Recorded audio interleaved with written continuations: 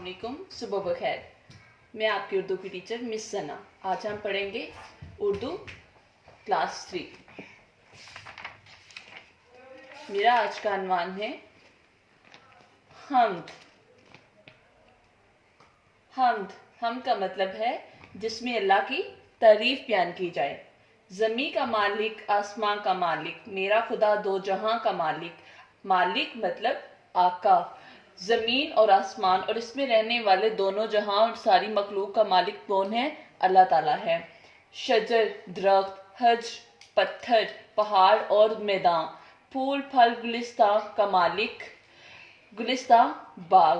दरख्त, पत्थर, पहाड़, मैदान, फूल फल और बाग, इन सब में सबका मालिक कौन है? अल्लाह ताला है। ज़मीन पर उगने वाले फूल फल किसकी इजाज़त से है? अल्लाह ताला की इजाज़त से है। और ज़मीन पर पाए जाने वाले दरख्त, पत्थर, पहाड़, मैदान, सबका मालिक कौन है? सबका आका है अल्लाह ताला। चांद, आसमान पर चमकता हुआ चांद और सूरज जो हमें नजर आता है और उसमें चमकने वाले सितारे सब किसके दम से हैं? अल्लाह ताला के दम से हैं।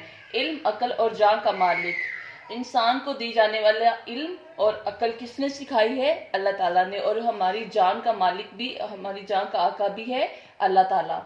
दरिया, समंदर, बरसता बादल बारिश। साकनो, आबे रवा का मालिक, साकन जो चीज रुकी हुई हो, आबे रवा चलता हुआ पानी, दरियाओं में चलता हुआ पानी और समंदरों की लहरों में बहता हुआ पानी, सब किसकी बदौलत है? अल्लाह ताला की बदौलत। और आसमान से बरसने वाली बारिश किसके कहने से बरसती है? अल्लाह की तरफ से। और इन सब का मालिक कौन है? अल्लाह ताला है।